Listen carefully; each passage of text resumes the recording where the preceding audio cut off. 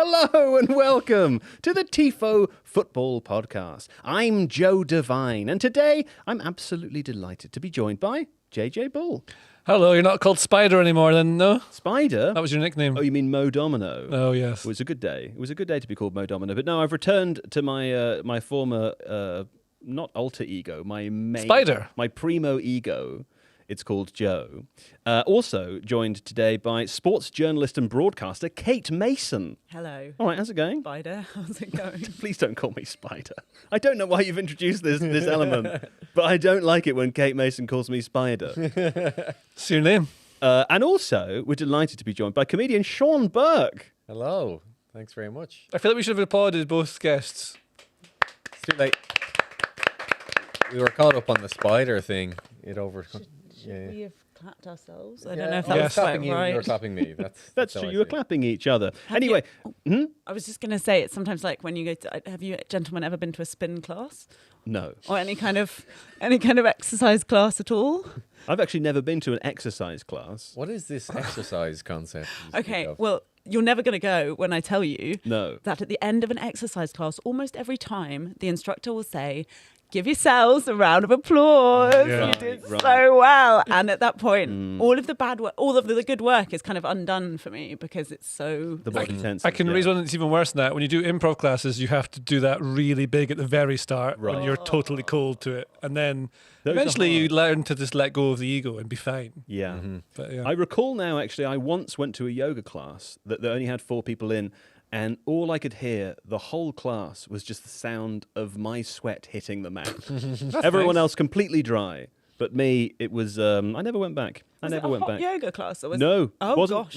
It wasn't hot. I mean, it was, No, that happened to me too. I steady nose drip. it's the nose To the drip. point where everybody else is like, what's up with Sean? That's right. We're all fine. It's Yeah. all coming out now. You're all constantly at exercise classes. As it turns out, that's the case. Being alive is an exercise, really, isn't it? Anyway, we're recording this in the aftermath of the Norway-France game. Also, not to disrespect Senegal and Iraq, that game happened as well. And we are indeed recording this in the immediate aftermath of that game also. The reason I point this out is to say that we don't know yet the outcomes of Group H with Spain, that Spain and Uruguay play later, or the outcome of Group G with Belgium and other teams. You probably will know if you're listening to this, so just bear that in mind. What did we talk about on today's show? Well, upcoming we have Norway versus France in a short section at the head. A game that I was very excited to watch, and then I was less excited whilst watching it. Did Senegal squeeze into a best-ranked third-place finish? Yes, they did. We talk about that a little bit. We try to get a head around the permutations of the World Cup. Very tricky business, that is. We've JJ's returned for his first time since Scotland's 3-0 defeat to Brazil. So we get JJ's take on Scotland and Steve Clarke, all things north of the border there. At this stage, who do we think the winners are? Well, we find out today. We're going to look ahead to England a little bit as well. We're going to talk about the format and what we think of the hosting, and we're going to find out from Sean Burke what it's like to be an Irishman in England during major international football tournaments. There we go. Did I miss anything, producer Ryan? No? Okay. Well, later, someone will add music to this pause. Yes, there we go. Okay, starting with Norway 1. For France. Wow, there we go. How about that? It was a showdown we were all looking forward to, wasn't it? Erling Haaland versus Kylian Mbappe in Foxborough, Massachusetts, America. Then Norway made 10 changes to their team. Dembele opened with a brace. Theo Asgard got one back for Norway, and then Dembele completed his hat-trick. Jorgen Strand-Larsen missed a penalty early in the second half before Desiree Doué got a fourth for France in stoppage time, and that's pretty much all that happened. We described this, JJ, during our watch-along as something of a practice game, didn't we? And then I also remembered, as I came to you, that I promised Kate I'd go to her first. So what do you think about that, Kate? We changed it a bit afterwards when I was scrambling. Oh, thank you. I'm just pushing your microphone just slightly closer there. But no, please continue. Okay, thank you so much. I feel so attended to, Good. as I have done throughout the evening. Great. The glorious watch along, in which, as we were discussing with JJ, there was a limited amount that we managed to focus on over the course of the game. I think you have pretty much summarised it. I suppose the only small point of I mean, obviously it's interesting to watch Ousmane Dembele score a hat-trick. I'm not trying to turn that into a nothing point. But from the perspective of the rest of the tournament, perhaps France's defence maybe looked a little bit just like, not ramshackle, but a little bit relaxed. Sure. But perhaps that was a function of the fact they were playing a Norway team that had none of its players in it. It very much could be. I mean, we had a sort of brief conversation before the game started about this perennial question that seems to come up during major tournaments. When you get to the third game in the group stage, if your team has qualified already, do you rest players or do you play the first team in the hopes that that magic momentum will continue? I mean, France clearly chose one of those, Norway the other. What's your perspective on it? Are you a momentum guy or are you not? I'm a big momentum guy. I love momentum. You're a momentum guy. Yeah. And I think you could achieve big momentum. I like as I'm going down the stairs, I like to lean forward slightly to make my journey. I think I could sit in the back of you and ride you down the stairs. I think you probably could. Yeah. Yeah. I don't want you to. But No. I think you could. But if we had to escape somewhere fast, like the top of a hill, That would be the worst way of escaping fast. not just like me on the back, wee, On the back. I'm on your back, Calling you're my on your back tummy, the back. sliding down fast, and your face will be like, as I ride you down the hill. you're talking about this as though this is not something you do all the time. Yeah. We saw you when we were going to The real question is, are you a momentum person? Am I a momentum girl? Well, given that we also talked during the live stream about my hatred of hydration break, Yes. which Emma Hayes has called momentum breaks, I'm clearly a momentum. I favour momentum. You favour momentum. But then when I saw the France lineup in comparison with Norway, I was inclining more towards the Norway perspective on things. The wrestling. However, if you then get drubbed, if you lean into a drubbing, then it's clearly not the right thing to do. So unfortunately, I think my answer is now, there's some sort of point in the middle of these two things that I support. Sean Burke, do you think there's a possible argument here that although it was a drubbing, it was a drubbing of Norway's second team? And so in some ways, Norway can kind of go, it wasn't really a drubbing. Doesn't really count. Doesn't is really what they'll count. be saying. You sort of hide from the possible fear. Yeah, they were like, well, we weren't really trying anyway, Right. so we'll see you in the knockouts, basically. You Yeah. know, a free drubbing, you might say. It's a free hit. Absolutely. I don't blame them for resting players, but obviously us as people watching, we want to see both full strength teams go at each other. But Yeah. this is elite level sport, so I can see why they give themselves a little break if they can get the chance. This is what happens. What about all the think pieces about Erling Haaland going up against What about indeed? Kylian Think- Mbappe? the Do they- think pieces. Do they not think of the think pieces and the long reads and At all least the we good got stuff? Mbappe. I was surprised he stayed on for like most of the match as well. Yeah. I thought he'd come off at half time at least, but no. Yeah. Mad for I think he's really into football. He seems to really like Yeah. it. It's surprising how many of them really enjoy it. They watch it when they're not playing. It's mad. Is that true? I think don't know. Do you I listen think- to other podcasts when you're not doing that? I listen to some podcasts There you go. religiously, Stephen. Some of them. No, I think a majority of footballers don't watch a lot of football. Do you think so? Maybe that's true because when they do, it's noteworthy. People point it out. They say, he goes home, he watches the other games. You think, I would expect most of them I would to. have thought it's more noteworthy when they don't. Like the only one I know is Ben White, right? Right. Supposedly he doesn't watch football. Right. He's not interested. Gareth Bale Gareth Bale? Gareth Bale much more interested doesn't even in like golf. really I- playing it. Sure. I respect that. I Me think too. fair play to them. But you can Absolutely. tell because, when people retire and become pundits, many of them just don't really know a lot about football. 'Cause Sure. honestly, they haven't really watched So a lot. that's how it looks from up here. Wow, who knew? No, I just mean that. Jesus, sweeping judgment there from Kate Mason. I mean, just a lot of them are Ex-footballers not. know nothing about That's- football. JJ, did you? Did you enjoy this Speaking game? of people who know nothing about football, I yeah. think picking up on Sean's point, that I was. This is one of the big group games, right? We knew about this fixture before Yeah. the tournament started.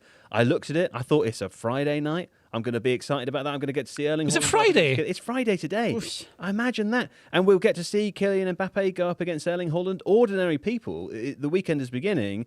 Do you not feel as though, in some way, it is kind of it's horrifying to deprive the people of that sort of game? Isn't this the whole point of football? Well, is it the point of watching individual stars, or is it the point of watching a nation compete as one against another? Right. Who is the best nation?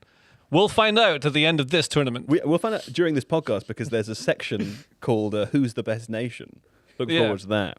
Anyway, I take from that response that you have nothing to say about Norway, France. So I'll move I thought it was swiftly great. on. Ousmane Dembele. Do you want to talk about Ousmane Dembele? He scored 3 goals. Fantastic goals, weren't they? Lovely. All absolute pingers.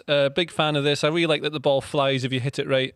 Yeah. He's now taking the Star Boy Award. Well, I was going to say, can I make a somewhat serious, if not laboured and already very unoriginal point, Yes. which is that Kylian Mbappe is the star of the France team, but he's Ousmane Dembele today showing the power of depth. I think they have 3, the power of depth. Power of depth. They have 3 stars, I think, in Mbappe and Dembele and Elise. But for me, they're all stars. Right. Wow. That's so nice. Yeah. Heartwarming, really. Yeah, and I would have liked to have seen Mbappe play against them. No, I did. I mean, in Haaland, Got it. the other big striker. Yeah. It would have been nice. The penalty was awful. You should always smash it. Yeah. This is Jorgen Strand Larsen. This is taking penalties in the second half. Yeah. This is not a very intelligent take, but I really think we take penalties. If you just hit, if you don't know where it's going, then no one else will either, and therefore it's probably likely to go in. If you go and just sidle up and then gently brush it, it's not enough. But what I've noticed as well is because a lot of penalty takers do the little stutter penalty now, Yes. which should end. But when they do that, goalkeepers know it, so they're waiting until the very last second. It's a total psych out. And you've seen a few different penalty misses in recent times. Like Harry Kane's was an example where he just doesn't dive to the very last second. And Messi as well. As soon as you get as close to it as possible, the goalkeeper doesn't dive. They don't know which way to throw the ball, and so they over hit it to try and that's probably, if I was doing that, that's what I would do. I would try and really make sure it's in the corner, and then you make a mistake. Mike Magnon kind of did that today as well, didn't he? Because he faked going one way, but then he stayed up. And it looked as though if Jorgen Strand Larsen was watching for the goalkeeper's movement, then he just sort of played right into the... Yeah, but honestly, I just think he just didn't... I think he'll regret the way he approached that penalty. I agree with that. Yes. I very much agree with that. You know who else will regret what happened this evening? Me? No, well, yeah, it's possible. There's a lot of the evening left. No, it's Iraq, who, of course, unfortunately, went down to 10 men and then lost 5-0 to Senegal. Fantastic result for Senegal, all but securing third-place progression.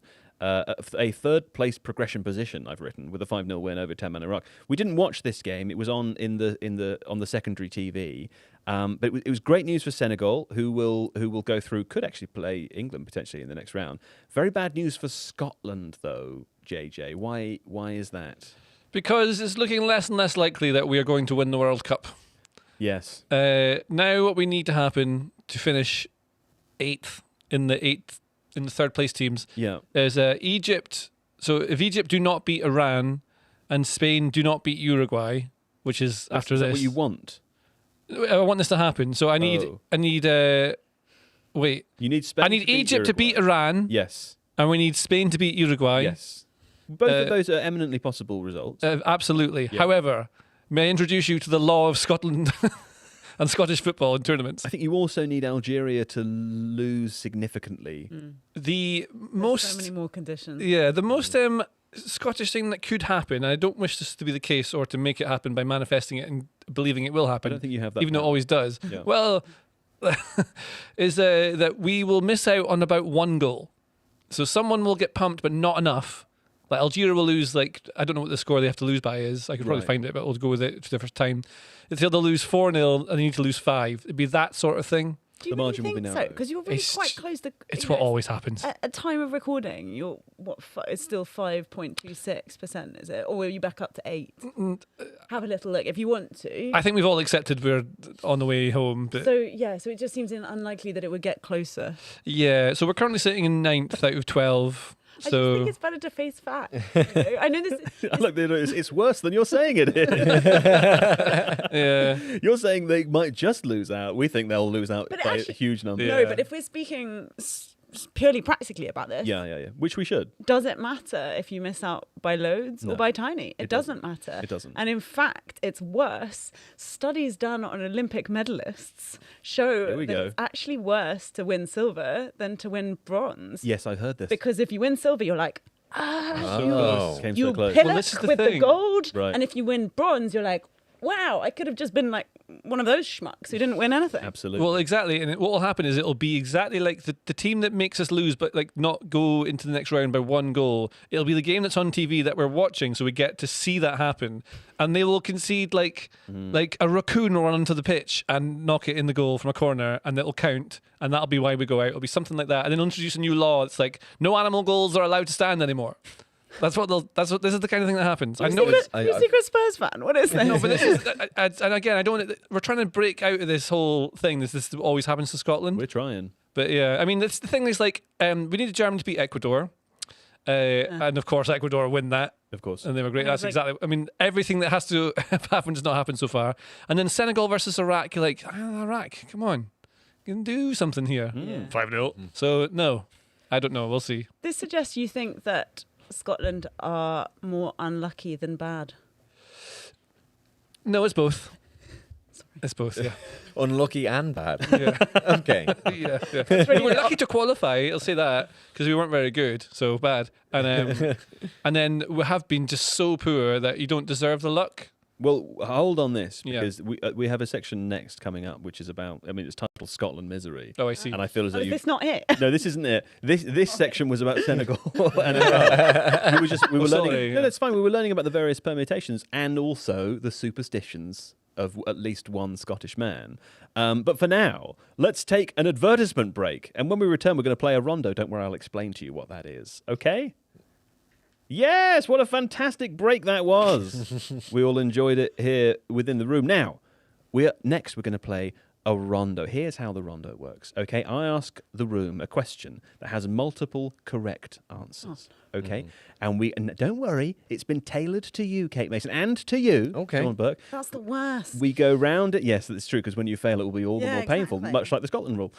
We go round in a circle and we give correct answers. If you give incorrect answers, you are immediately ejected from the rondo. Although, having said that, when you're a first timer, there's this rule called the debutante's grace, where you get a second try. Oh, like Okay. a mulligan. Will apply to both of you. Yeah. I think I can have a chance tonight. Do you know what? You are. You maybe wait till you hear the category though. I'm famously bad at games. Have you ever tried playing a knowledge game, a trivia game on a live stream? It's horrible, really hard. Can't wait. Also, if you take too long, if you dither, dilly dally, or I don't like your attitude, I'll eject you from the rondo myself. And the last person standing is named Rondo Del Rey. I know that's wrong, but that's the name. There you go. And today's category is as follows. What I'm looking for is the top 20 goal scorers in North London derbies in the Premier League era. Okay, so just in the Premier League era. We go between each other. No, we go in a circle. JJ's involved as well. Oh no. And you keep naming names until you can't name any names or there's no names left. Say what the criteria is again, please. So what I'm looking for, there are 20 correct answers here because I'm looking for the top 20 all-time goal scorers from the Premier League era in North London derbies. So Arsenal versus Tottenham Thank games. you so much for telling me what that was. Yeah, you understood? Yeah, I was You got really, that? really worried Fantastic. about what that particular game was Okay. like. Okay, good. Oh, I get it because he's yeah. There you go. Well, because actually, Wow. what the viewers and the listeners don't know is that it's actually yeah. a big day Professional for broadcaster. Sean. Go ahead. Because he's now an Arsenal fan. He's Yeah. become an Arsenal fan In the- today, apparently. according to Kate Mason. 2025. I just decided. 26 season. It's so awesome. And what an amazing coincidence as well that you just became an Arsenal fan when Arsenal won the title. Isn't that To go great? so hard on So this. nice. I didn't even know what football was until 4 months ago, to be honest with you. They're meeting for the first time today, by the way, just to be completely clear. Now, of course, Sean Burke's an Arsenal fan. Kate Mason's a Spurs fan. JJ's a football fan. He loves life. And he's also. And we're going to start with you, JJ. Now, I'm looking for a player name. That's all I'm looking for. I think this could be the one I win. Mm-hmm. Thierry Henry. Thierry Henry is. Do you know what I need to do? I need to get the alphabetical list because Oh, it smart. takes too long otherwise. And it doesn't matter. It can just be any of these 20. Cool. Yeah. Bear with me. What? I know we're live, but it's fine. It's just so worth it, though. Here we Premier go. League era. Can I ask a question? Yes, you Or- can. When does that officially? 1992. 92. All right. Starting Okay. point. I know everyone else thinks of it as when Richard Keys and Andy Gray invented Is football. Thierry Henry not? Oh, he is there. Oh, that's right. We've gone alphabetical by surname. Ryan's yeah, very making- confusing. Producer No, Ryan's don't making- worry, it's fine. Making eyes at Joe. Okay, Thierry Henry's there's 5 goals. 5 goals, yes. Okay, now it's over to you, Sean Burke. Robert Pires. Robert Perez is there. Yes, that's absolutely right, Kate Mason. Hurricane. Harry Kane, the Hurricane. Yes, correct. JJ? Theo Walcott. Theo Walcott is, of course, there with 4 goals. Oh. 4 gets you in. Actually, 3 gets you in, so don't worry too much about it. Okay. Sean Burke? Son Heung-min. Son Heung-min, I expect he will be there, and he is. Kate Mason? Emmanuel Adebayor. Oh, that's a good one. Yes, Emmanuel Adebayor 'Cause he is scores twice. with 8 goals. Very good. Whoa. Also, can I say, I like your strategy there, Sean, picking Spurs players to try Yeah, and that was root out. really Yeah. quite annoying. Very good. JJ, back to you. Grasping at his face like a ventriloquist He's dummy. dilly-dallying. Very Yeah, how do you Look judge at the it. timing? Well, it's sort of a Olivier vibes thing, Giroud. really. Oh. Olivier Giroud is... is not there. Whoa. JJ Bull. I'm really I surprised pitted at you that. against first-time guests. He's never won the Rondo. Has he never in his whole entire life? He's very creative, but he doesn't work in this way. Do you know what I mean? Yeah, I do. If we gave him a game where the game was to draw the best picture of an eagle doing something strange, he would win.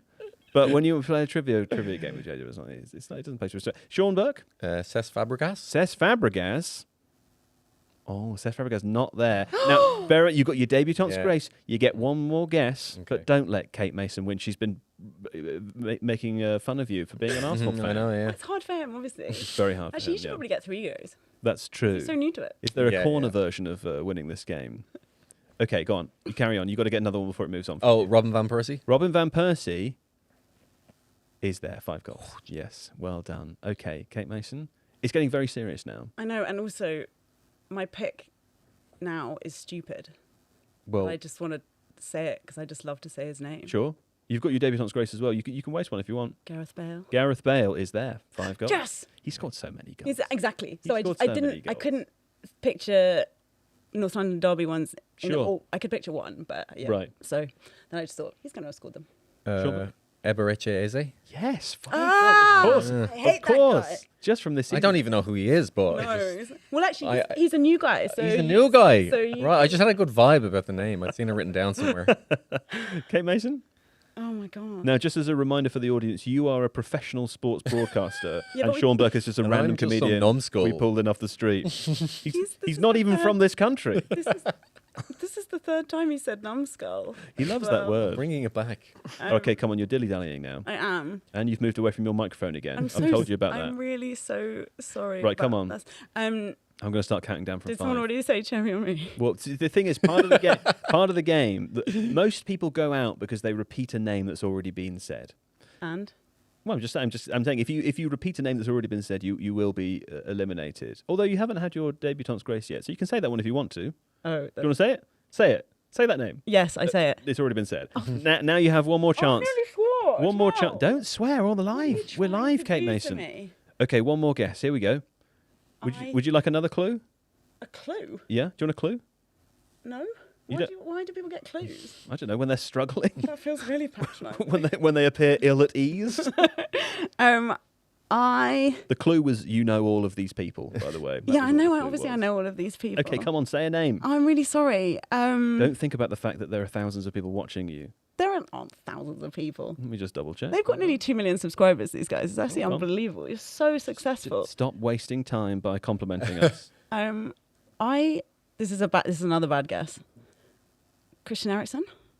Christian Eriksen is not there. Ah, no. come on. Okay, now Sean Burke. The thing about the game Yeah. is that you might be the last person standing, Yeah. but you still need to get one more correct in order to seize the title of Rondo Del Rey. Okay. And if you don't get it, then no one wins, and the victory comes back to me. That's how I like it. Okay. Okay. Okay. So I'm rooting against you. I hope you Okay. know that. But you fine. do have one more opportunity. Okay. Off you go.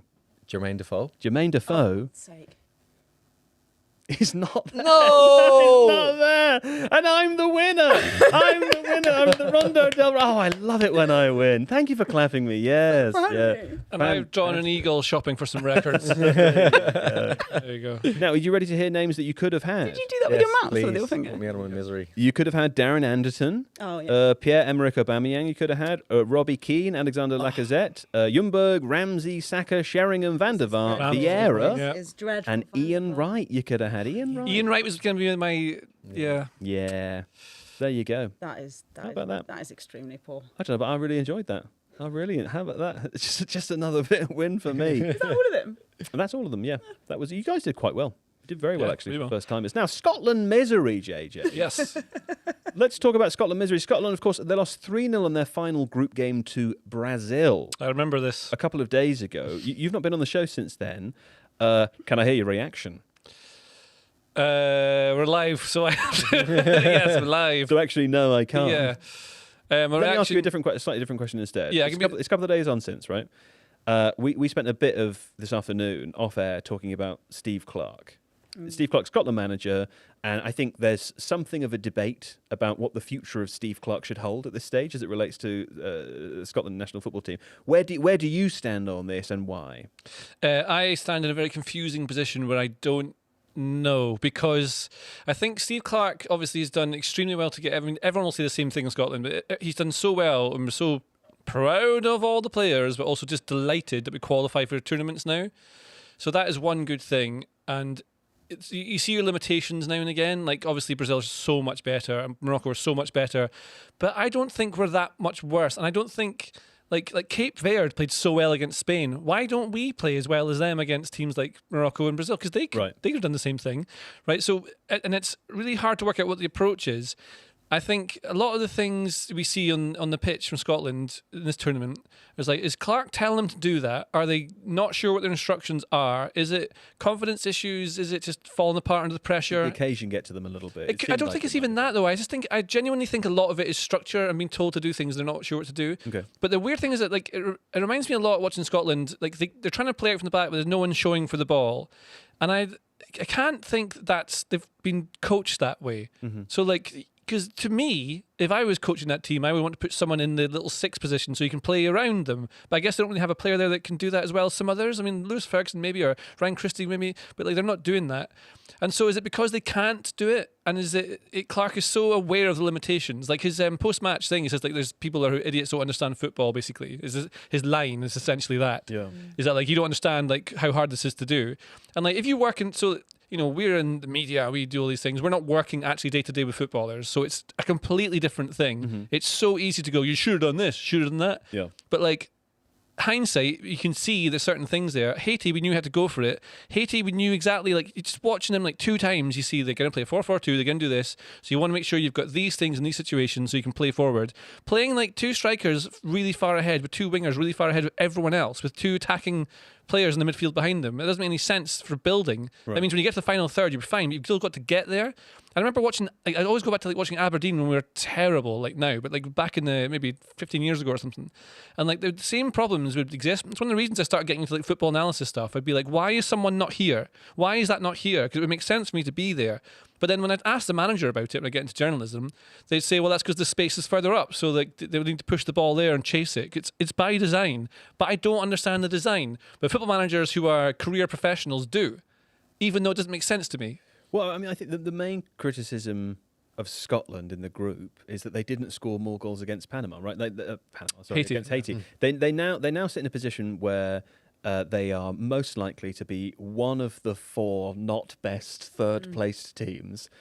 Many of those third-place teams have gone about things in the same way that Scotland have, which is to try to win 3 points and do it in a means where you don't have a terrible negative goal difference. So I feel some sympathy because I think the teams that will successfully progress by using that strategy will be considered, smart teams that approach this in a savvy way. And Scotland will be considered stupid because they didn't work out, right? So to some extent, it's result biased. Having said that, I watched the Haiti game. I thought they were rubbish. I thought they were awful. And I, like, this is the game where you have to score more than 1 goal. And not only did they not do that, they didn't even control the game. Haiti controlled the game. Haiti could have scored in that game. Yeah. Scotland were lucky to win. And I think it's sort of a bit unforgivable from a neutral perspective to do so poorly in that game specifically. You. I've been saying the whole time in all the build-up, like, I think we're so lucky to get there in the first place. There was this really interesting debate on, I think it was BBC Scotland or something like that. It was Tom English, Neil McCann, Billy Dodds, and there was a very heated discussion, and English is saying that that he believes that Scotland are limited technically, and that's what it is, and McCann is adamant that there is massive talent in that team. There is massive talent in that team, and we pull out like Cape Verde and Haiti, right? They're a lot better than we maybe thought they were going to be, but also like Scotland have amazing individual players. Doesn't mean it's a great team, but I think that team should look much better than it is. Steve Clark's been there 8 years. I think you should see like a real identity of it. And like the identity seemed confused in this one. Like they know they're better than this showing, but they can't properly go and show it because if they do, they might get torn apart. Look at Turkey, went out straight away. Like they were trying to play a bit more. They had loads more shots, but didn't win. So like Scotland started the first game against Haiti and won it. So that's the argument. Yeah, we won it. That's good. But like we scraped through getting into the qualifying. And I think we finished top of the group even maybe. But like honestly, it was lucky. Maybe that's wrong. But I just remember watching the games being like, we are, like, especially against Greece, we should have not probably won these games. But we did. Then against Denmark, McTominay pulls out a bicycle kick. Kenny McLean scores from the halfway line. This doesn't happen. And you look at individual players, like McGinn obviously has won the Europa League, whichever one it was he won. Yeah. You've got Ryan Christie, superb at Bournemouth, didn't really play. You've got McTominay starting for Napoli. Gilmore's obviously injured, didn't make it. You've got some great individual players there. They don't quite connect with each other, but there's errors all over the pitch. And we did a video talking about like against Brazil. We handed the goals to Brazil, and it looks like McKenna's fault. But when you look at McKenna, he is at fault for losing the ball for the first goal. but there's no one showing for the ball. So, like, if you're playing any level of football and you have the ball and you're at the back and you look up and there's no one showing, you've got options are to, like, try and dribble into space with it and risk losing it, or boot it away. And McKenna, if he's not, like, sharp enough and thinking quickly enough, he just gets caught on it. Yeah. And that's what happens. And, like, Brazil are amazing and Morocco are amazing, and that's what we get drawn against. So you got to play with that. Maybe we should score more against Haiti. I think it should have been better defensive performances and something else against the other two. But it's so easy to say it with hindsight. Like, I think we were really poor, and everyone's really disappointed about it. People are upset about it because we want to have done more.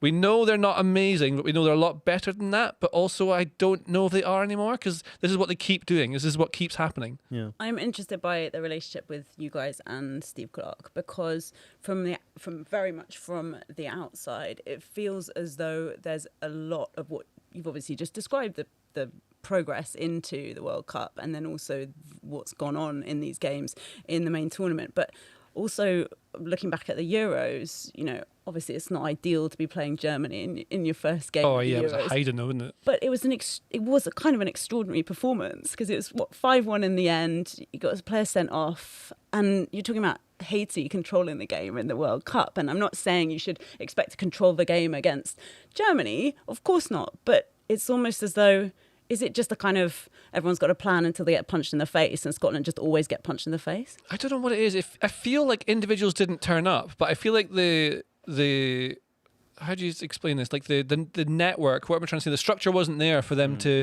be able to perform. So, like, So Scott that is McTominay, Steve Clarke's responsibility, right? I think so, right? So Yeah. Scott McTominay, to get the most out of him, I think you play him behind two strikers. So you play that, and then you have two midfielders, and it makes total sense for me to play Ryan Christie, who's been amazing in a 2 in midfield, next to someone like Lewis Ferguson, who's been excellent and can move it up and down, or maybe you put like Kenny McLean there, whatever. But that's your there. Then you have to work out, that's a 2-1-2. That means you're limited with, where does John McGinn go? Well, maybe he goes in midfield, but he's not really that anymore. He's not really a central midfielder. He goes somewhere else, and you don't have a place for him. So you go, like, okay, probably it's got to be a 4 at the back then, because you've got to play wing backs, and McGinn's not going to be a wing back. And you've got to have a certain profile of player in midfield next to McGinn if he's doing that. And you start seeing like where the process goes, and like where they are good players, but the team's not that strong. Then you've got to get Ben Gannon Doken, because you need some sort of pace. And then you end up just like, you can't break in behind people. Brazil sat off them, let them have the ball, because they knew they make mistakes. Exactly what happened. But you're right, like, the performances aren't there, but I think they're not really set up with the performances. But also, you can see how hard it is, because when you're playing against Brazil, so like, what I think happened with the Brazil setup, for example, is that like Clark's realised we're basically, we're live streaming, I have to watch my language, we're basically done, right? So we might as well give it a go. So give it a go, it can mean a lot of things. Like, you can control the game with the ball, control the game without the ball if you're really good. Like Morocco, I think a great example in the last World Cup, where they controlled everything without the ball and then just raced forward. But they have players like Hakimi and like all these like fast boys, whatever. We don't have those. So you can control it without the ball and then put it at the top for Ben Gannon Doak, but he's a young boy and he shouldn't have any pressure put on his shoulders because he's just breaking through. You've got to play him again, who's not fast. You can't really play on the break that way. If you're going to play on the break, you probably want someone like Lyndon Dykes or Shea Adams as a lightning rod for the ball, but you're not playing that. You're playing Shanklin up front top on his own against Brazil. So like, he's not even in the game at all. He has to drop in to try and get it. McTominay's dropping deep, try and get it. No one's showing for it when they need to. Otherwise, remember the complaint about McTominay at Man United was always that he wasn't showing for the ball ever. That's what every player did in the Scotland game. Maybe they're trying to move out the way to make room for it, but you're relying on long balls, and it just really sucks. It's sad to see you like this. Yeah. It is. But it was so fun, right? I mean, going to Boston was one of the best trips I've ever had. I loved it. I loved it, and everyone seems to have had a great time. Yeah. People have seemed to enjoy themselves in Miami as well. That's true. And what's football for but to have a good time? You've got To a kind win. of It's to golden win. generation, except not variant of what's happening with Scotland. Yeah, it's like a you've got the sort of not great players that you have to fit into a system. Well, I've seen folks talk about like the last good Scotland team that had like Willie Miller McLeish or like Dalglish and Dennis Law. These are the players. We've not really produced them for a long time, and there's a whole argument to do with what Scotland should be doing better. Because you look at what like Norway have come out of nowhere to be amazing. So like they are probably the same size as Scotland in population. I did find that out I can't remember. We've But got a producer. His name's Ryan. Yeah, Ryan He can tell me. Is So let's- Norway bigger than Scotland in terms of population, Ryan? Oh, get Sean to guess. Oh, Sean, yeah. Sean, we now, what found- we discovered yeah. during the live stream, Kate. Was just that Sean has got this uncanny ability to Yes, approximate answers. Yeah. but specifically numerical answers. That's true. We started off by learning this about ages, right? Yeah. And yeah. then it developed to even being able to guess ages when you didn't know who the person was that you were guessing. Just pure vibes off a name. Yeah. So if you were is to Nor- guess, is Norway bigger than Scotland? And like And the number, yeah. I'm gonna Wait. say smaller. You could say Norway's smaller. Yeah. Okay, Wow. in terms Yeah. of population. And Yeah. what do you think their population is, Sean? 4 million. nice, love it. Well, No. I was the answer. Producer, Mine's good. do you know the answer? I have, yeah. So Norway is approximately 5.7 million. Very Scotland's close. Very 5.5. Very Mad. close. And Scotland's Very what? close. 5.5. Okay, so very close together. Yeah, so like from like a brief bit of Just gonna reading, I'm clapping there. 'Cause Wait, I wait, think, wait. do you know what? Numerically. So Norway is Numerically. bigger or smaller? slightly tiny bit bigger. Okay. Tiny- So like if you Okay. trust in the numbers, Nothing in it. Nothing in it. It's like the Modric and Wayne Rooney question. The Modric and Yeah. Wayne Exactly. Rooney thing. Yeah. Well, that's it's relevant to Modric because another country like we're being compared to, people talking about it in Scotland especially, is that like Croatia produce amazing players. Yeah. Norway produce amazing players now, and Norway's like a 20-year project basically. They're seeing the fruits of it now with all these amazing guys in there. Like, look at the second team. I would take probably all those players in the Scotland team. And so like, what is going on with Scotland? And I haven't lived there for so long. I'd be totally wrong with it. That From might be why, because you've left. well, yeah. I- He was coaching those kids, Yeah. you know? yeah. That's true. But with Yeah. Croatia, is it not because obviously saw them playing against England, and their best player is now 40? Is it not more that they were kind of semi-lucky in? I mean, or there was a process that developed a bunch of players, but it's not that they've got a pipeline that's going to just go on forever. Kate don't know, Mason but calls like- Croatia lucky. Agree? Hard agree. I think if you get a player comes through who's a great attacking player, that's like the secret to it. So like Wales had Gareth Bale for enough time that they got to tournaments, right? So that's one player that can do it. Defenders don't really get you there. So like if Paolo Maldini was Scottish, Totally. we still wouldn't be qualifying. Yeah. Let's be honest. If England didn't have Harry Kane, they'd still be a very good team, but they wouldn't be a team, I don't think, contending for. That's actually World Cup that's a finals, really right? good that's a really good point. So like if he's not there, that's exactly the kind of thing. So we're missing that kind of player, and it's hard to work out. So I've always wanted Scotland to be amazing, and I started doing coaching badges to see like to make myself better at this job that I do a very poor job of, and then also to try and like understand how it works. Yeah. And he's, so, he's like- let them expire though, Kate Mason. Yeah, He they doesn't expire have after them 3 years. I'm too lazy, and so I just forget as well. My Also, team needs a coach. I'm excited. but like you learn so much when you do coaching, you understand that things you think on like when you do the nerdy stuff, like it doesn't apply. So like if you like we're gonna play a high press, you've got to figure out how to explain that to a group of people who might not respect you. So like how do you make them listen to you? Genuinely, because like they're not listening. Some of them are stupid. Genuinely, some of them just don't care. Like they just want to play football, whatever. It's one of the elements of these courses to get people to respect you. No, Yeah. no, of course not. I just struggle with that. Genuinely, Any advice? Anyone watching? stop being an idiot. Keeps coming I up. guess. Yeah. And so the thing is, I remember most from that entire course is like one moment at the end of it. So what they're trying to do, and I think the Scottish FA's version, because they're trying to like generate loads of great players and great coaches, and they're basing it off the kind of Portuguese method, which is the Jose Mourinho kind of one. I can't remember what it's called. It's called periodization. Periodization. Tactical periodization. So it reminded me a lot of that, the way they're describing what they want to do. Like everything with the ball, just forget all this physical work. Everyone's been focused forever in Scotland on building like athletic, physical guys, and they're missing like small, nippy ones who can do all the great football stuff. Like Ryan Gauld didn't even get into the Scotland team. He never even got a chance. Great player. He's like the young Scottish Messi. Anyway, so like this is the thing they're trying to drill into everyone. Like, that's the main point. Like kids should have fun playing football. That is the main point of coaching, is you try and make people who are playing enjoy it. Adults, like seniors, children, everyone just enjoy the game. That's the main thing you should come away with. Second thing is that you're trying to make them do everything with the ball, not focus on athletics. And that's like they're drilling that into them. At the very end of the course, when we're all leaving and like they've been drilled into me, I'm like, yes, the future is safe. I love this. Two lads are having a conversation, getting into their car, and they're going like, oh, are we up to later? Oh, I'm going to be going, I'm doing training. Yeah, we're going to run them up and down the sand dunes and then do a 12-mile hike. Right. Like, you've just done a Hooray. week's course. You've just done a week's course Yeah. to drill out of you. They specifically said there's no need for running up and down sand dunes anymore. Yeah. Like pro players, get us to the fitness level, but you Sure. do with a ball. And so that's what the coaches who are dealing with like kids are. This is what's still happening in the game. Yeah. Still happening. Another thing Interesting. I'm going on too long for this, but like another thing I know I'm going on. Another thing is my I would have stopped you a long time ago if it wasn't interesting. okay, that's good. So like at youth level, so like Scottish teams do really well in like under 14, something like that. Again, physical often, so like they can beat teams. So like I know the Aberdeen youth teams can do really well against like Real Madrid. I'll make it up, right? So a team like that, the standard they're having these international tournaments, and they always do really well because they're winning. And one of the things that a lot of people have been seeing on Twitter talk about just now is how like their kids are getting through into these academies and stuff like that now, and the focus is on winning. Whereas like other places and other like academies that are separate to clubs are focused on trying to, like, winning doesn't matter. You just want them to develop technical skills and friendships and have fun with it and like get some fun and joy out of it and some improvisation. Yeah. That kind of thing. And so once you remove that and you focus on winning, it's all about getting the best players in. So then you get like the big lads at the back and you end up with what we've got. Yeah. So like, and often what happens is that young Scottish players break through in Scotland and they move immediately to England where there's more money. It makes total sense. So you don't resent them for it at all. But they get lost. Like, there's a young boy at Hearts, James Wilson, is that his name? So he was just breaking the first team at Scotland at Hearts, and he moved to Tottenham to play in their youth team. So I think it was James Wilson. I'm sorry if I got his name wrong. So that's what he's playing at now. So like maybe he's around amazing coaches, maybe he's around amazing footballers, and he will get better for it. I suspect probably playing first team football is far more valuable once you're 18, 19 because you're getting to play, and that's how you develop. But then if you're not getting them to play, then they want to move and try and get a thing elsewhere. And also the bright lights of being in the Premier League rather than in Scotland. So like it was probably going to have to be some massive grassroots reform. We all know like that Scotland are poor and need to develop different players. We've known it for years though, and nothing ever changes.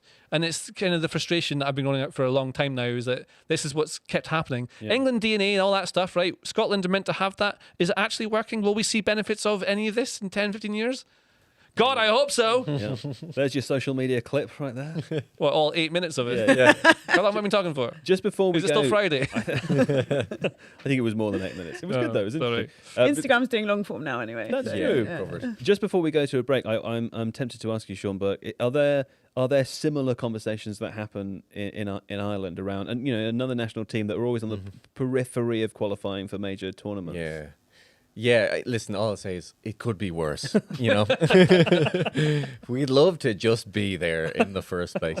But yeah, it's the kind of thing, it's like, how do we fix it? Like, other small countries can do it, why can't we?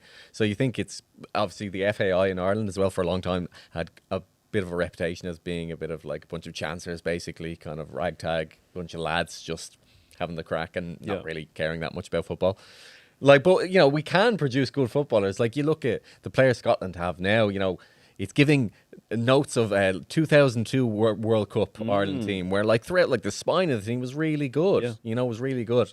And, it can happen, but I feel like we haven't had a team like that now for a good long time. It's quite a dark period, I would say, for the Ireland team.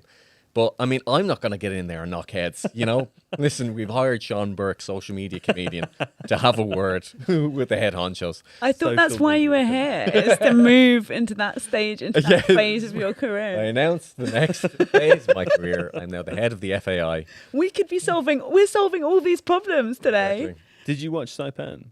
Yeah, I did. So this was the film about the 2002 World Cup where Roy Keane and Mick McCarthy have a famous falling out. What you just said then, kind of about the idea of the FAI being, what you call them, chancers, right? Yeah, that's very much the perspective that comes across in the film, or at least when you take the kind of Roy Keane's perspective on it, or the perspective of his character in this story. Yeah. That he's the only person there taking it seriously. Everyone else is there to have a good time. It does feel in some ways like that's a good description also of a conflict for another country like Scotland too. Yeah, exactly. Because part of it is like, we're just happy to be there. We're obviously, like, Roy Keane's perspective, as you can imagine, is he's there to win and do it as good as possible. Now, I'd say it's not as bad as it was then. I'd say that was the peak of, although the team was really good, I think the organisation has changed a lot, and I would hope things are improving. But I don't really know personally, to be honest. Sound like a true politician. yeah. What better time to go to an advert break? Okay, we're back from an amber. We're on the home stretch now. We're on the home stretch, everybody. Now, quickly, and I said quickly, but it doesn't have to be. Okay. Okay, I'm coming to you now, Kate Mason, for thoughts on the format so far. We talked earlier about the notion of this World Cup being expanded to 48 teams. So many teams. Some think that's a good thing. Others think that's a bad thing. What do you think? And talk of it being expanded even further. I mean, 48 teams, it means that we were still partway through the group stage and people started tweeting out, we've got to the point at which the World Cup normally starts, right? In terms of days, you have to commit to this football watching dream, which obviously as someone who's allowed to pop into podcasts and have chats about this and go on the radio and such like, I obviously like the more games, the merrier, sure. the more teams, add them all in, why not? And I remember before the Qatar World Cup. Admitting you're part of the conspiracy. It's me. It benefits me. I'm actually in FIFA. I'm the reason why all of this is happening. I actually set up the hydration breaks in a weird twist. No, I think that they tried before Qatar. It was talk that FIFA were keen to get Qatar to expand the World Cup to 48 teams, which would have been, if anyone has, many of you I'm sure have been to Qatar and know about that World Cup, which would have been completely insane given how tiny this place is and how much space there is to do it. So this is also one of the big fears of the possibility of expanding to 64 teams is just that there are who is going to take it on that can host it. And even this, the way that this World Cup is being done, it's been really intriguing about having it spread over these massive spaces all the way across the US, Canada as well.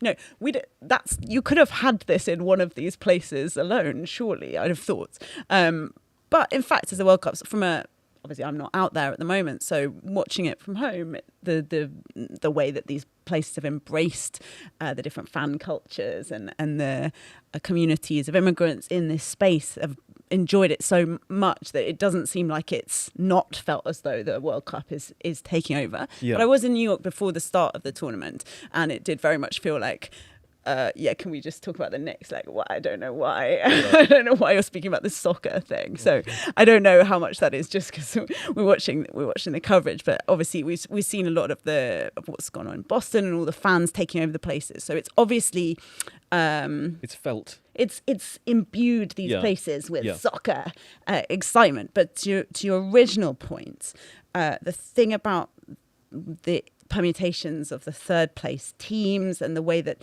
England, for example, gone into their group, it's been kind of relaxing. I mean, I know that the Ghana game was kind of frustrating and quite boring and they should have had a penalty. But even still, the fact that there's not, even after that, England is still at a 99% chance of progressing. Yeah. I'm kind of into it in the sense that, like, it's nice to be relaxed when you're watching a team that you really care about play. It's nice to have that feeling that there's not as much on it. I'm not sure if that's a good thing or not. Less stakes in professional. I would in the groups. I think it's nice to have the group stage as a kind of. It does feel like a little carnival where everyone gets to play each other, and obviously for different teams, different. As we know from JJ in particular, different teams, different experiences. But it's not the knockout stages, I guess, is the point you're making. Exactly, and it shouldn't feel that way. And it shouldn't feel that way. And also we might talk about Ecuador. We have had do that now, we have had these great experiences where teams like Ecuador, who didn't manage to score and then went ahead and beat the 4-time world champions Germany. Their coach Becasese was about to resign. And then bam, scores the winner in that game, and just people flooding onto the pitch, him climbing into the stands looking like Pat Cash, with his hair everywhere, and just the scenes of joy. And then the BBC's coverage had Tim Vickery on, who's talking about all of the scenes in Ecuador president, if they have a president, is it president, prime minister, president, one of those, a leader of the one country. Of those blokes. Gave them the day off today because they've qualified for the knockout stages. What, the whole country? The whole country of Ecuador. They do that? Yeah. I mean, sounds like a good job, doesn't it? When you realise that you could just give everyone a day off if you fancied it. So, including the hospitals. No, not you.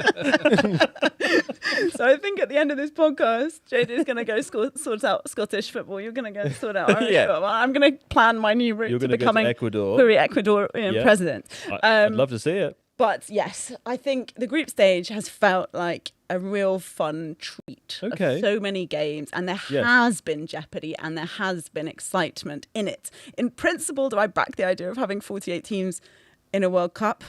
I think so, just about. I think I'm just about there. 104 games is a lot. 64. I think I'm getting off at that stage. Okay.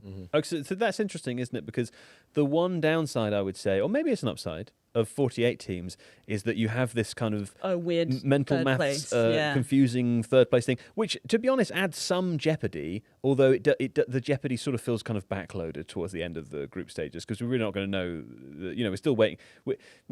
Poor old JJ's in this suspended state of horror. I've got to stay up until 3 a.m. Yeah, where it's almost certain that the Maybe bad thing will happen, but you don't know for just sure. nod off, yeah. Sean Burke, you're kind of a normal person. What's it like for you to have so many more games? And do you find it harder to engage with the World Cup because you can't watch them all? I would say so. At this stage, yeah, it is harder to. Sometimes I'm like, I had no idea they were even in the World Cup. Right. Genuinely. And I'm like, I didn't think there were that many matches on in one day, Yeah. you know? And I would say I've seen like a small fraction of the amount of games this time. But I do appreciate what you were saying, and what is fun about the group stage is like everybody gets 3 games, okay? So just enjoy yourselves, if nothing else, you know. But I would say I have like found, obviously with more matches and more teams, a lot more matches that are of less interest to me. Yeah. You know, some completely random combinations which are interesting, you know, but not necessarily for 90 minutes. Yeah. You know, and I've had a fairly like a summary glance at matches so far. But as it comes into the knockouts, I'm sure I'll pay more attention. Well, that's what I was going to say. I guess as the games thin out, it becomes easier to follow. Yeah. Staying with you for one moment, you mentioned your summary glance there. Based on your summary glance, who's winning this thing? This is going to sound like I just picked one of the teams we just watched, but I'm going to say France. He panics. France. 4-1. Who else is Are in it? Arsenal in the World Cup? No, that's Ecuador. Yeah. That is one of my other questions. I forgot to write it in the plan. You've just reminded me, though. We've been sort of half joking, half not about Arsenal throughout the tournament, and seeing different countries play and saying, hey, they're the Arsenal of the World Cup. Yeah. Ecuador were named Arsenal of the World Cup. England, some shouts as well. Do you have an Arsenal of the World Cup as an Arsenal fan yourself? Arsenal, that team I just started supporting. Oh yeah. Should we tell you a bit about It's a them? very exciting time. Well, I would say, like, from what I've seen now, like I said, I haven't seen that many games, but I'd say it's like a temporary title. The Arsenal baton has been passed to several countries. Yes. Like, I would say even Ghana against England the other day, from what I saw that match. Fantastic Shut Arsenal down, goal. and they effectively shut them out. So they were Ghana. the Arsenal of the day. I liked it. Also, Cape Verde against Spain as well. Can I say, going back to Ghana, a big decision went against them as well, didn't it? Which happens to Arsenal all the time, as we hear. Although, given Arsenal's visit Rwanda, is there some sort of, Hard to know. Yeah. Hard to know. I don't know enough about the. Are they an English team? I don't know. But, guys seem to know a lot about it. the stuff with all the permutations. I opened my laptop again to see all of the percentages and check it out. Yes. And you'd think from the outside, is a sporting event where you have to do maths and have like a special team to figure out what could happen, is that better or is that worse? I And I actually think American. but I think it might be better. You like it more? Well, I don't instinctively. I'm like, no, this is terrible. I just want to like sing songs about sport and like feel emotions and cry and run around afterwards. Feeling pure stuff and knowing without even having to think about it who's qualified for whatever. Yeah. But this is like a little extra Rubik's cube that you get to have on the side of I don't hate it. It's not replacing the other thing. Yeah. Although for some people it is. Who was it lay down on the floor thinking they hadn't qualified after a game yesterday? Oh, I don't know. Can't Anthony Yes. Elanga thought Yes, that Sweden Elanga. were out, but Oh, really? all they needed was So a if point. he is getting that wrong, Yeah. then maybe it is too complicated. Yeah, if he's actually a player. Yeah. It depends on your attention level, I guess, your interest level. I mean, he should know. It must be interesting Considering for he's him directly because he's like he thinks he's out and he's like all sad in the thing. He's looking over everyone celebrating and he must be like, This is odd. That's true. what's he but thinking? They're Yeah. desperate to reminds go me of, home, like, I guess. one of the great sporting moments in Premier League history, which was the image QPR. of Phil Jones Yeah. walking around on the pitch, not certain whether Man United had won the 2012 Premier League or not, and then finding out while they're in the middle of the pitch that Man City scored. The Aguero moment. That's kind of fun. Although there's no maths involved really. There's just a sort of there's a kind of binary, one more goal, one more not. It's not as clear cut No. this time around. Yes, exactly. Kate Mason, who's going to win this thing? Brazil. Yeah, really? Just to be thought I'd honest, throw it out there. I think they've been rubbish. Yeah, but it doesn't matter. Yeah, fair enough. Group Doesn't matter. stage. Per this whole conversation. In fact, being too good in the group stage is, I think, a mistake. That's true. We've seen this happen before. Yeah. With teams in the group stage. But also, just from a just to throw some stuff on there, a geographical perspective. Mm-hmm. Have I said this to you before? I feel like I think so. think there's a lot. Say it again, and I'll tell you if you have. Thank you so much, Yeah. Thierry Henry.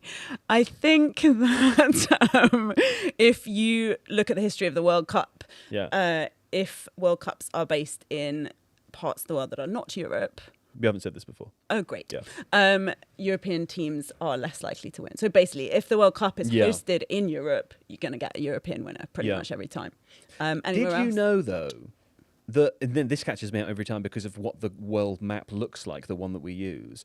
But Brazil and Argentina and South America are way closer to us in time than North America is. Did you know this? Brazil is like 3 hours behind the UK, and the east coast of the US is 5 hours behind. The west coast is 8 hours It's behind. so... The map, obviously the continent curves in, and you don't really see that on the world map. But Yeah. that surprises me every time.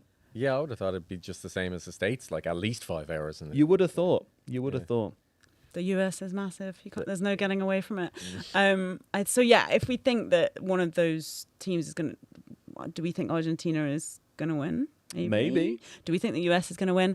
I'm afraid not. Yeah. Everyone who's joining us from the US. Sadly, no. Tweeting about how the US should be the people to host the World Cup every single time.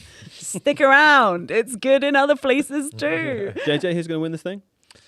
I went and did a thing on a spreadsheet where I worked out what all the winners have in common. Really? Yeah. What is it? I was What going do they to have in do it common? for the video and then it didn't happen. They're all very, very good at football. They're all really good. All Yeah, but it's won the- in the final. all they have to do.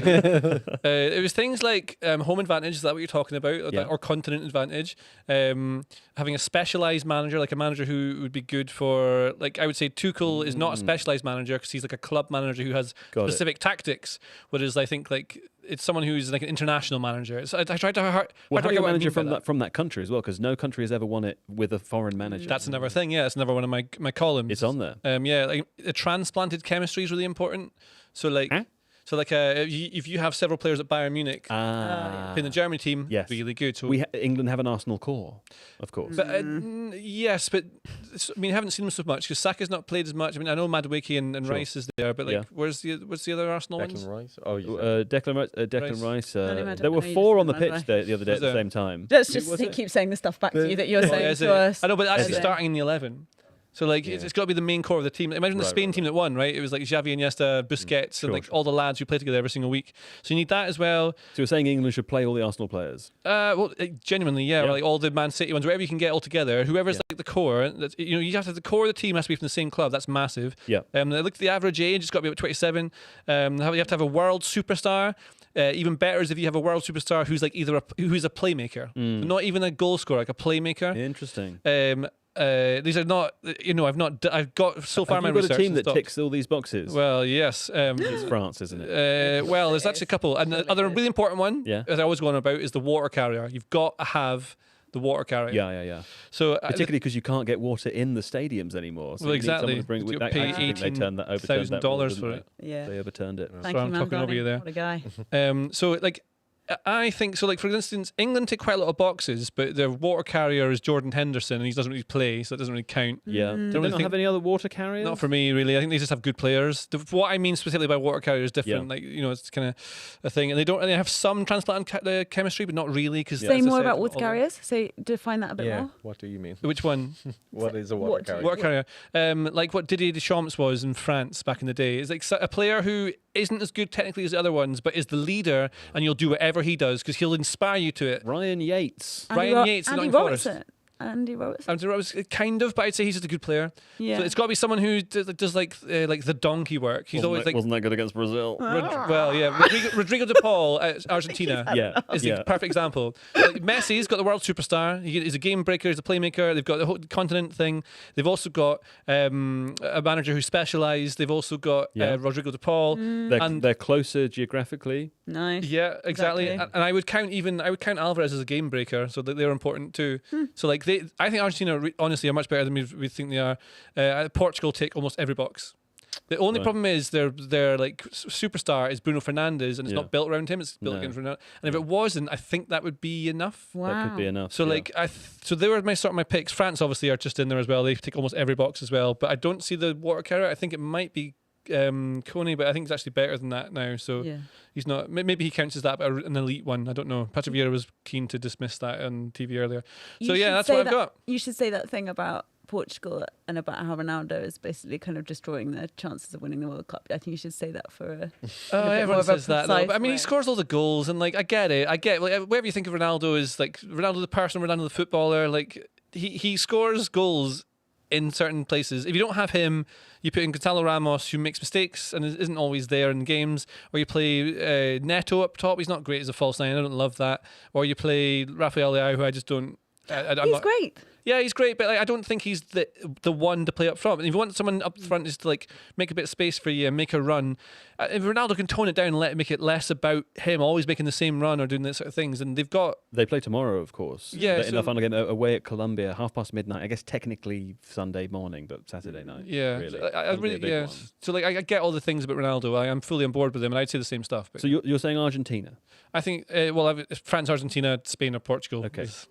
I know it's stupid. Bit cheeky, isn't it? That's I a little bit know. cheeky. But I'll go Even if Portugal, mine was France, complete Argentina. rubbish, at least I just went Yeah, for I like one. Brazil shout. I think Appreciate that. Brazil, based on the Ancelotti vibes, is enough. Yeah. Yeah. Sean Burke, can I ask you a question about England? Sure. Obviously, conspicuously left off JJ's list there. He doesn't care about them, but they weren't there. You're an Irishman. You live in London, though. Yeah. You've been here for some time. You will have experienced England fans in England during major tournaments before. What's it like to be so close yet so far? Yeah, it's a good question. It's an interesting place to be because I'm kind of between two worlds here. I've been here like 10 years now Right. as well. So my view has softened on the England team as well, and England fans. Yeah. It has to be, right? You can't have a chip on your shoulder for that long. Sure. You know? But It's heavy to carry a chip. Exactly. It's rotten at this stage. You wouldn't want to be eating that. You know what I Absolutely, mean? yeah. But like back home in Ireland, genuinely, and I feel detached from this now, but like, and we've really seen a focus of it in the past few tournaments because England have gotten to several finals, you know. And like in Ireland, when the idea of like England winning the World Cup is like no exaggeration, like one rung below nuclear annihilation. Really, like people are like, oh my God, they'll never shut up about it. Yeah. I think is the fear, really. That is true. So as well, people, though. I would be like, I wouldn't begrudge them of it now. Like here, I live among the English people, you know. I've met them, I've worked with them, you know. So like, that would be fine. But for me to even say that, there'd be people back home would be like, Yeah. can't believe that you've changed, man. Really, like Irish people, I'd say, are like actively willing against it, you know. at Yeah. home, you know. But now it's like. You can't help but have the World Cup buzz though when it's on, Yeah. especially in London, like watching with big crowds as well in certain places over the years, and So many of your beloved Arsenal players in the team. I'll take your word for it. They have England players, this Arsenal team. I need to. As soon as we're done, I'll be on Wikipedia. In some cases, people in London can experience what you're talking about in terms of being an Irish person, wanting England, or finding it weird that England might succeed, and that's going to be the apocalypse because everyone's lived through Arsenal winning the league. So it's nice that Yeah. we have that affinity. Yeah, you understand. Although it's actually happened for you, so like It's I keep holding off any day now. it's been extraordinary. Yeah, I've got There to we go. mention if Scotland do get through Yeah. off the third places, then we will win. Yes, good. How Of course. about that? There we go. We well, take that for granted. listen, a quick meander over to points are bad before we read some jokes and all go home. Things are they're really hotting up. Not for you, JJ. Unfortunately, you're still in last place with your predictions. Although you've caught up somewhat. You're on 158 points now. Points are bad. Incidentally, Oh. don't want them. JJ has 158 of them. I've really let things slip. John is speeding away in first place on 125. I'm in second on 139. Kaya now just 1 point behind me. I think that the USA-Turkey game really helped him out. Looking forward for him to coming back so we can have a quick chat about that. Just a quick bit of Housekeeping. Housekeeping, thank you. Admin. Although, unfortunately, that's Ryan from Stadio's catchphrase, so I can't say "bit of admin at the top here." We are changing the means by which we order the pickers from now on. Okay, we've been doing it because I built a bad Excel spreadsheet that didn't give me all the information that I needed. We've been doing it with the overall leaderboard, so the person who's in last place picking first. That's meant JJ's picked first for 100 days in a row. We're now tweaking it so it's more like the league format, where it's on an individual day basis. I've been performing very badly since that's happened. So I've done some picking first. John's done a couple of picks second, and tomorrow I believe John's back on the show. Kate Mason will be with us as well. So we'll talk through some of those picks in more detail. But I will tell you that JJ, you've predicted England to win against Panama 1-0. Mm-hmm. I've gone for 3-1. John's gone for 4-0, so he thinks it's going to be the edge of a drubbing. That'd be more fun to watch. Kai's gone for 3-0. We deserve that. I don't mean England. I mean us. We deserve a nice drubbing. I agree. Right, that's all for Points of Bad. We'll check back in more tomorrow. And before we let you go, though, it's time to go to our section. Excellent football jokes. That's right. Every time we're joined by a fine comedian, you called yourself a social media comedian before. Mm-hmm. Was that how you describe yourself? Not generally. I would just say comedian. But good. If I want to be more specific, yes. I think you're funny in real life as well. Oh, thank you. Would you like to read a joke? Absolutely. But you're very welcome to make absolutely clear that you haven't written. Okay? Yeah, just up top disclaimer. Let me just pick a good one for you. I don't know, but I've written that one quite poorly. That one's. You've written them. Abysmally bad. Well, I hand wrote them out. Oh right. Your friend wrote them. Your friend. I think so you'll. Is my one still there? I bet Sean read that out well. Not here. How's it going? Sadly, not. I think you'll read this one. This is not very good, but I think you'll read it well. That's fine. Here we go. Sean Burke with the lovely, excellent football joke. Here we go. Halfway through the World Cup final, there were some serious pitch problems. Shakira didn't have her auto-tune on. No. These modern singers. These modern singers. Lovely. With their auto-tune. Yeah. How about that? It says these modern singers at the end. That's not just an addition from me. Would you like to read this one, Kate Mason? Oh, you know that I can't do this unless you, Yeah, you unless can. you You make can it go do it. across the screen. That's right, because like you're an so auto- used to reading auto-cue. Let's Leave it for yourself. Like, hold it like that. You know, I think I'll make it- regional newscasters, they have to pedal their auto-cue. Yeah, well, they're very talented. My Ecuadorian therapist keeps telling me to connect with my inner child. That's good advice, yeah. I'm a bit worried about this. But I'm more interested in connecting with my Anna Valencia. Right, yeah. With your Anna Valencia. Oh, If anyone has his number, please let me know. Exactly. More interested in connecting with my Anna Valencia. Very good. That's good. JJ. Oh, yes. Do I get one? Yeah. This one's for you. I think you'll read this well. Okay. Can you pass that along the line? Is that okay? I'll decide. I think you'll like this one. Okay. Argentina hired manager Lionel Scaloni to make sure Lionel Messi was never Lionel lonely. Yeah. Aw. More of a rhyme, that one. That's good. Than a joke. Sean Burke, this one's for you. Yep. There you go. Thank you. Really putting you to the test there. Yeah, getting your money's worth. Did you know that Panama forfeited their final group stage game because one of their midfielders never arrived? I didn't know that. They were waiting for Godoy, Oh, waiting for Godoy. Annabelle Godoy. Right. Some people said it was really boring. Yeah. Others enjoyed it. Mixed reviews. Mixed Samuel reviews on Beckett. waiting for Godoy. Oh, I did Later not see joke. that coming. Some people said it was boring. Here's one. I've written this one poorly, so I'll read this one out. I wonder why during games at this World Cup the camera keeps cutting to famous people in the crowd.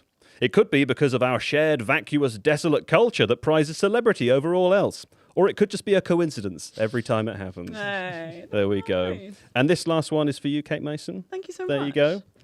A bit of a shorter one, everybody. Did you know that Luis Suarez's internet speed is off the I chart? didn't know that. No. Why is that, Kate Mason? He's got some serious megabytes. Serious megabytes. Wow, nice. That's good. Some people call them megabits. Oh, I but think technically a different thing, but Oh. megabytes Yeah. there. Good to get some clarity on the technical element of There we this go. lovely joke. There we go. JJ Bull, thank you so much. Thank you. The comedian Sean Burke. A round of applause. Sean, Thank you. have you got anything coming up? Can people see you anywhere? Only if you live in Ireland. I am gigging in Dublin and Cork in October later this year. Let's get over that. Yeah, Let's yeah. all go. You can come on, guys. Yeah. Free tickets for everyone Oh, thank you. in the room. We can all be blowing. How about that? Very exciting. Kate Mason, thank you so much. A round of applause for Kate Mason also. Although you will be back tomorrow, Yeah, so you cut don't that have to- short. I'll take it back. We'll give you the rest of that Take it round of easy, applause take it tomorrow. Did you enjoy yourself? I had a lovely time. Fantastic. I've really got to grips with sitting on this sofa. I think, Yeah, at yeah. the very end. It Yes. took the whole entire evening. You got to grips with sitting on the sofa. Tomorrow we'll teach you how to use the microphone. Producer Ryan, thanks so much. Also, a round of applause there. And producer Jamie. Yeah, we've all had and James is outside as well. We had a fantastic day. We'll see you tomorrow for England, Panama. I think our show starts at 9 p.m. tomorrow, doesn't it? That's right. So if you want to join us for the live watch along, do. If not, come and join us for the podcast. We'll be starting around midnight, technically Sunday morning. It's horrible. Until then, bye-bye, goodbye, bye, goodbye, bye.